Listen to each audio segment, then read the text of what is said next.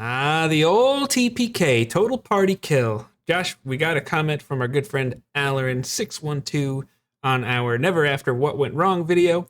Allerin's also a good member of our Discord, which there's a link tree in our description that you should check out with a link to it. But he asked about doing a video about how to handle a TPK, and we both thought that was a good idea, so here we are. So Josh, you're the dungeon master. A TPK has just happened. What the heck do you do with that? So first things first, if there's a TPK and you're the DM, you're going to feel a lot of feelings. You're going to feel partially responsible for what's going on. You're going to feel like, did I do something different?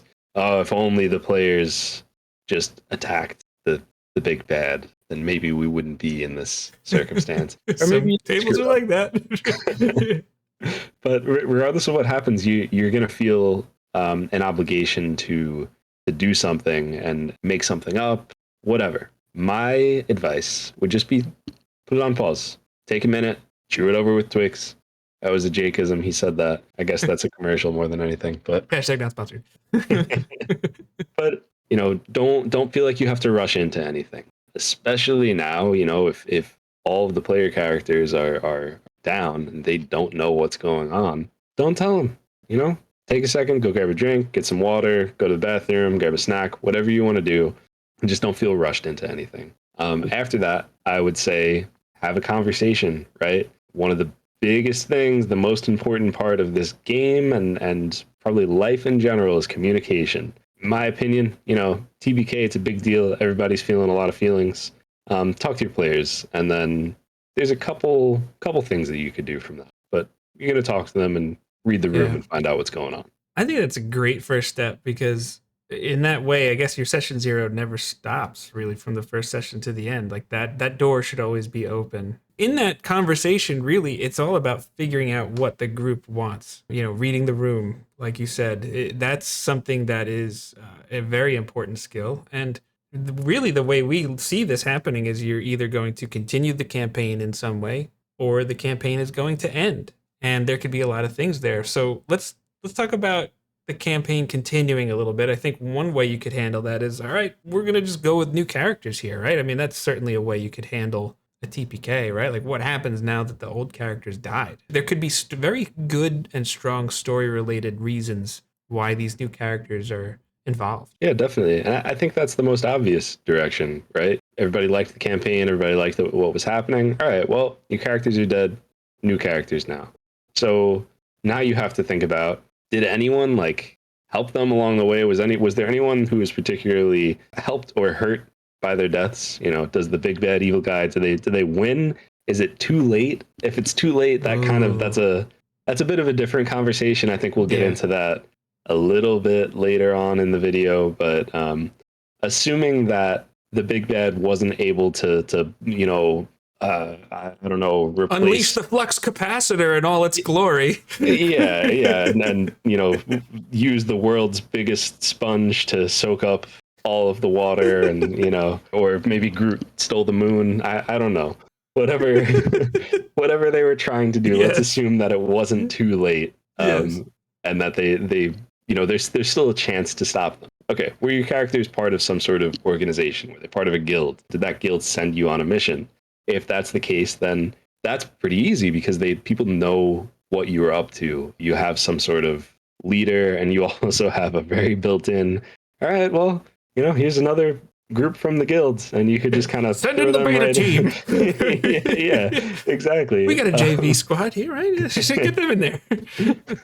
The other side of that is kind of like, who are some people from other parts of the world, other parts of the setting that maybe have a different perspective of the events that have been going on. And that allows you to do a little bit more world building, do a little bit more yes, you're doing the same campaign, but it's different now. And it might just be that fresh coat of paint that keeps things exciting and makes it feel like it's not just the the B team, But even if it is the B team, though, what would a party do? They're following in your footsteps, but maybe you've dealt a blow to the big bad, or you have uncovered their plot, their hand is revealed, that still changes things, and to me, I think still Absolutely. keeps it exciting enough to keep moving forward. That makes me think about like the kinds of resources that either the new characters may have that might be different. You said like who, if anyone, is like helped or hurt by this event. That's going to be very significant. And if you start asking what kind of resources they have, whether it is an organization, some random crazed shaman in the middle of the woods, it doesn't matter who it is, but if they have access to this information and a resource that could affect things in a certain or significant way, that's a good question to just ask yourself. It's probably something that's going to happen after the session. That the group wants to continue and they're making new characters, but these are the kinds of things that it will make the world a deeper place. And those twists and turns, it can really add a lot to your game. Yeah, I think the other side of like what kind of resources do those people have at their disposal is like, do they have allies or even adversaries with the means to bring them back? Maybe your mission is not to step in their shoes and fight the big bad. Maybe that party was the only party. They were the only ones capable of They could doing do it. this. Yeah. And now you're on a mission to bring them back. I guess that works well with the chosen one kind of campaign. Some groups like to do that, and I'm not sure how great that is for D&D, but It could be if that fun. is something that can work for your game, well, that might be kind of the only lane you have here. Like, we got to bring this one back because they're the only one that can save the day. You fool! That kind of and that kind of ties us right into the other half of the campaign is continuing, and that's you're continuing on, but you want to use your old characters again. So maybe they're revived. That's the Wait, I thought they died. I thought Dungeons and Dragons, if a character dies, that's it, man. No, it's a minor setback in Yeah, this game in the is. standard setting. It's kind of true. Depending what level you are, I guess if you're like level 1 or 2, then you don't have the means or the gold. But if there's people who want to bring you back, there's a way. So my first question for the old characters, if they want to play as their old characters, is do they want another chance at that fight that they died in? Do you want to just hit the reset button? Did it pop up on the screen, Jake, and say, would you like to continue? Yeah. I love that you throw this in here because it's number one, it's going to mess with a lot of people's that are watching this video. Their minds are just like, no, D&D, no, they died. That's it. It's just like, okay, all right, easy, Tiger. Like there's, I hear you, and yes, player agency, all that stuff. But it could be more. It's deeper. Sometimes it's a little deeper than that, and there's ways in game to explain it if you need to. But Josh, that just means they loved your game so much. They're like, no, I want another crack at him. Yep. Okay. There's no rule that says it has to be the end. Yeah, and there's a lot of reasons why a TPK could happen, right? Like it could be bad tactics. It could be that they went into a fight that they shouldn't have gotten into. It could be completely fair, but it also could be maybe a player was on their phone, maybe the DM was drunk, maybe everyone at the table was rolling ones, like literally just one after one after one. The DM was rolling 20s. It's like the chosen one. Yeah, exactly. We're the chosen ones. Yikes. That's such a better name than the natural ones. Wow. Yep. Anyway, I think it's totally fair that if your players just want another shot at it, just give them another chance. It's exactly like you were just saying. It just means that they really loved what was going on. They wanted to keep going. And as far as ways to explain it, right off the top of my head, you got multiverse, you have dream sequence, and you have divine intervention. Yeah. If you got more options, go down the comment section and let us know. And while you're down there, you can hit the like button and the subscribe button too. All those things. No, but it's true. It's a game of imagination. It's a game of communication. You can figure it out if you really want to. And if that's what the group wants to do, that's what the group wants to do. Yep. Have fun. But that's not the only way to use your old characters back from a TPK. There's other more exciting, potentially, other more exciting ways. This idea intrigues me. Maybe it's that classic Greek myth, and they have to fight their way back from the afterlife. Yes. Who doesn't love a story Yes. of your favorite group of demigods having to swim back up through the river Styx? And spoilers for a really old game now, which I feel so old to call this a really old game, but the first God of War, that happens. There you Very, go. very fun thing. You can get inspiration from that if you want to really play that out. Sure. If you're using 5e, the mythic Odysseys of Theros, they had a whole thing about it there. Or you could just use theirs, and now they're like Are the gods not who we thought they were? Are they actually these like fake Greek gods? My real name is not some obscure. My real name is not Orcus. I don't know why Orcus would be bringing you back to do good in the world, but here we are in this video. Maybe Hades, Orcus, you know, they're similar realms. I don't know. I don't know. But that could be fun to explore. Maybe not.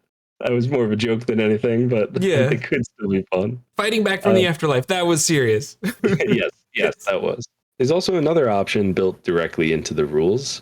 Maybe not the most creative option, or I don't know, mechanically, I think there's just some weird stuff going on, but you could go Revenant.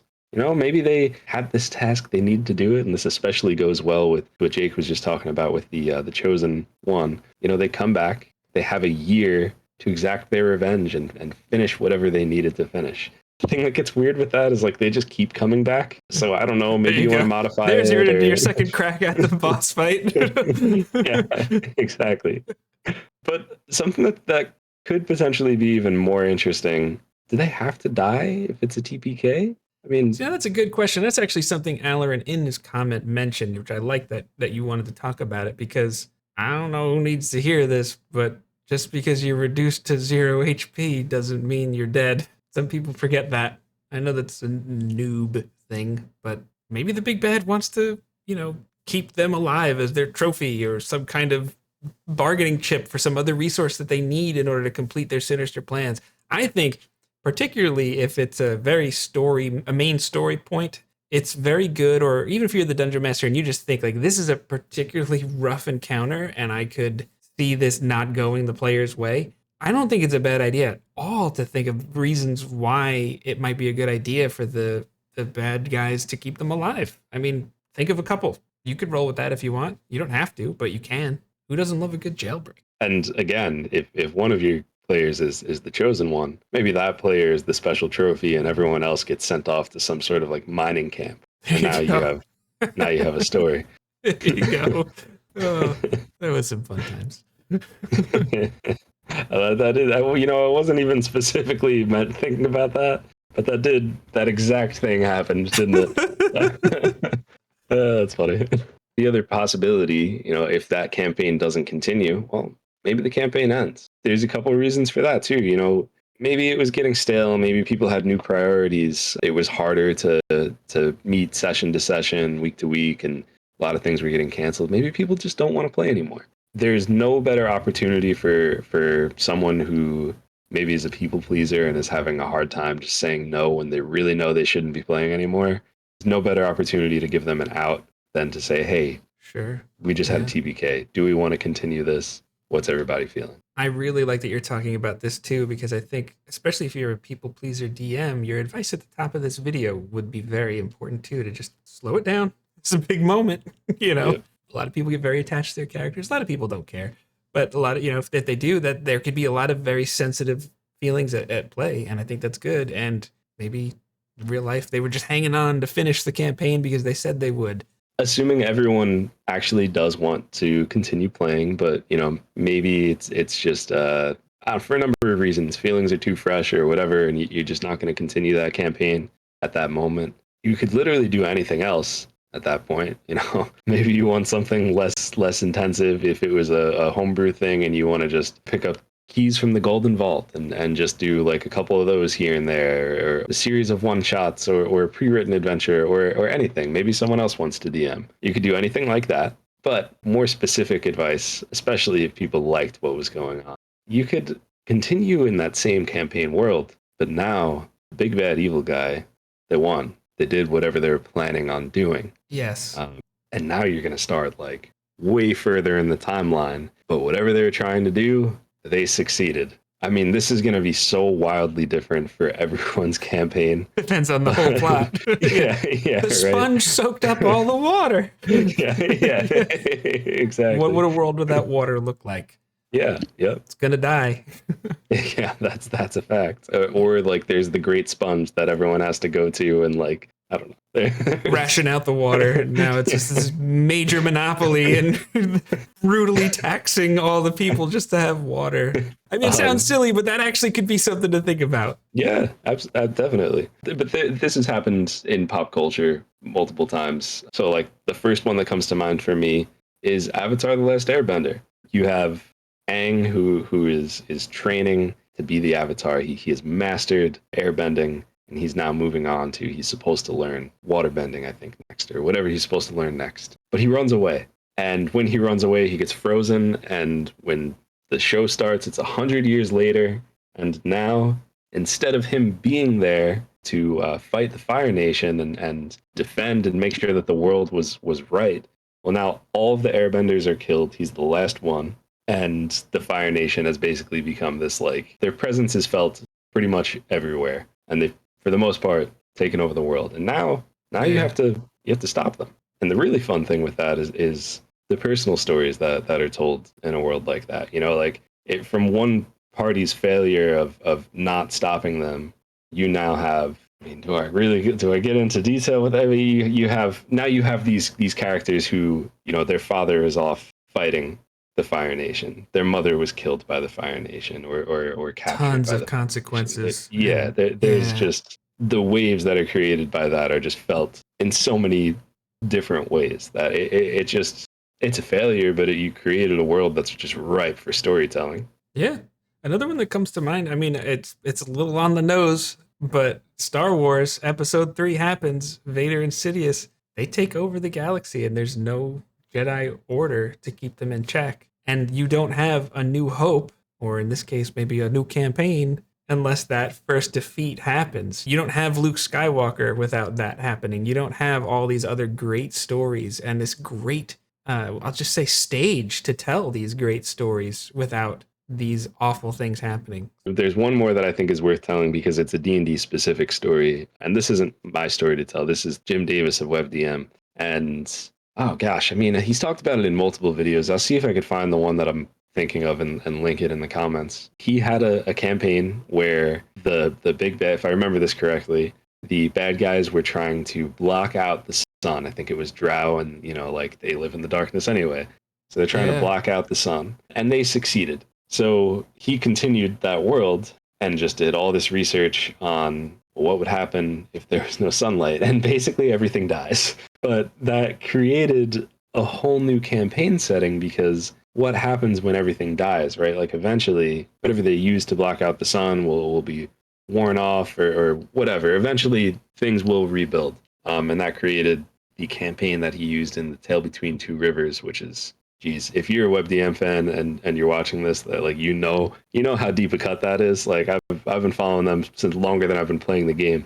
But it's basically a world that is post-apocalyptic, and it has felt the aftermath of the sun being blotted out. And I just think, I mean, like, I guess that's very similar to the what if someone soaked up all the water with a giant sponge, but less silly. Yeah, much less silly, much more serious, and actually rooted in the D&D universe. No, but it's good to see those examples, because I think from a certain point of view, it could be very easy to just be like a TPK. That's it. Game's over. It's failure. And it's like, well, first off, failure is a part of life. So that's something to just take in, maybe, and just consider about how this game can reflect life. But just realize that the game never ends if you don't want it to. It doesn't matter what happens. And you're all hopefully still friends, regardless. Like, I would hope Judge, that if you the kill us in ancient relics, I'm not your friend anymore. I think what I meant by that more was, like, I would hope that the people at your table are your friends, and not just people that you have this, like Like an LFG group kind of a thing, and well, just like contractual relationship with, where it's like, if this game's not going on, then we're not, you know, then that, like, that's the only reason I'm here. Because if that's the case, then just be like, hey, I know the campaign is kind of in, like, at the very best in no man's land, but let's still get together next week. Let's have a drink. Let's have dinner. Let's watch a movie or play a video game, and we'll talk about what the future is. You know, you could do that right there at the table after it happens, or you could say, is everyone down to hang out next week? And we hope to see you next week. And if you liked this video and you want to know more about TPKs just in general, we actually went over one on our What Went Wrong series It was for one of the Dimension 20 campaigns, and that video is going to be on the screen here. So we hope to see you there. And I would love to hear a story about a TPK that you were a part of and how you continued on or didn't. So let us know in the comments or in the Discord, and we'll see you soon.